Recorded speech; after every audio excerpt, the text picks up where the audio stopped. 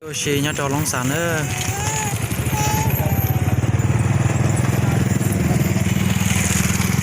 Long sản là dễ ta cho nữa. Cái bài chắc cái nó là phố của nó nè.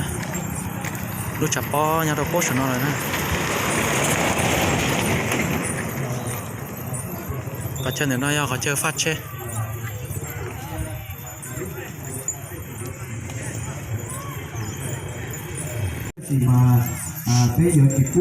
Là dễ có gọi này trong bao nhiêu chuyện đó nó chập bó. Nó phải cho xong phản ứng của nhá trò long sản nữa. Bên tao nuôi rò long sản nữa. Cô chỉ long sản nữa. Cô chỉ cô nó. Cô béo chỉ long sản nữa.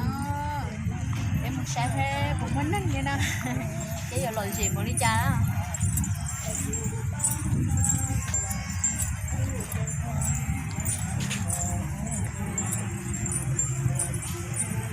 Nhưng được họ bố phải nói lời tất tỏแข่งขันบานนะแข่งขันกีฬาเยิมบานนะ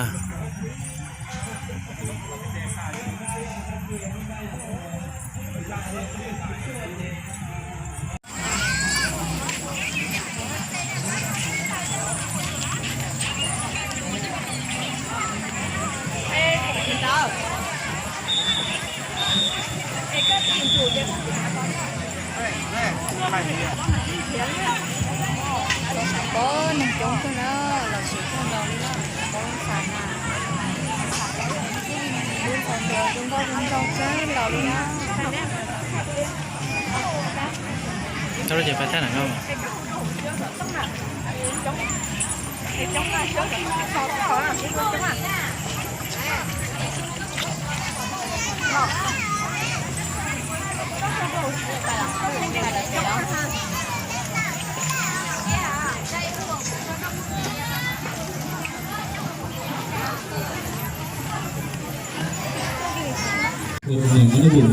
Chỉ nào về giờ là thay điều luôn hắn nào nè nữa. hàng gì luôn hắn thay đua trong có cái gạo này thay đua nào đấy có thay lò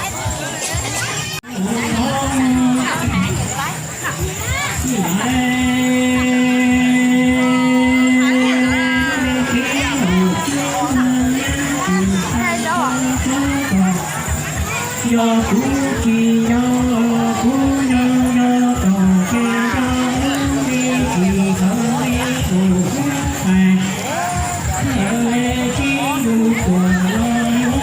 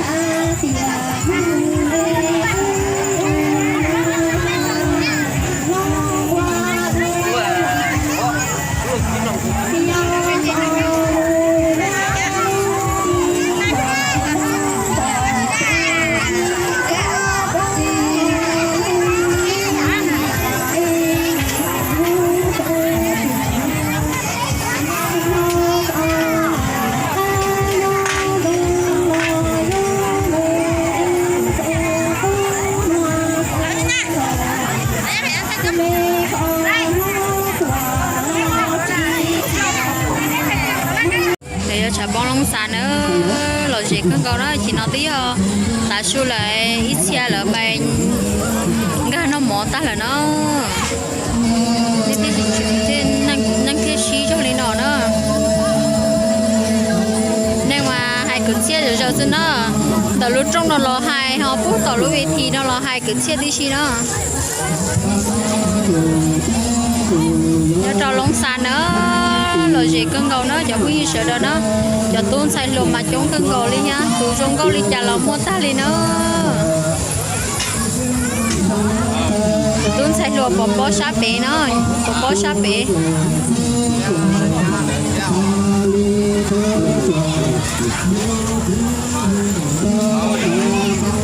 rồi gì cân cầu đi nhá nó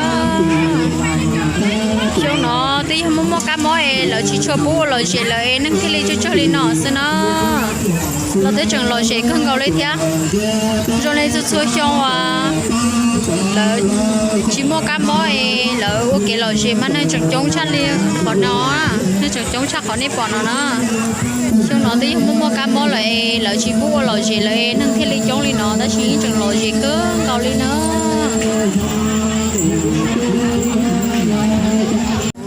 vì nó tôi sẽ đổi trong nó sắp rồi lên nó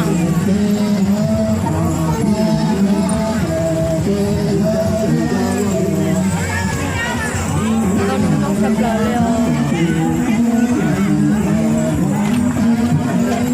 xài nó đi chơi rất câu xưa nữa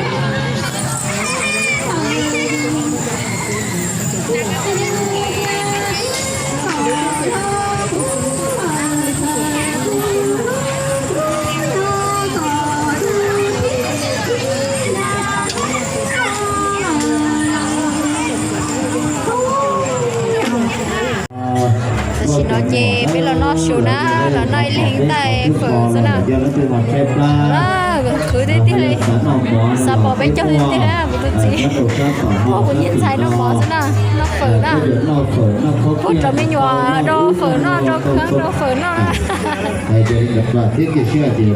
đó từ mùa nè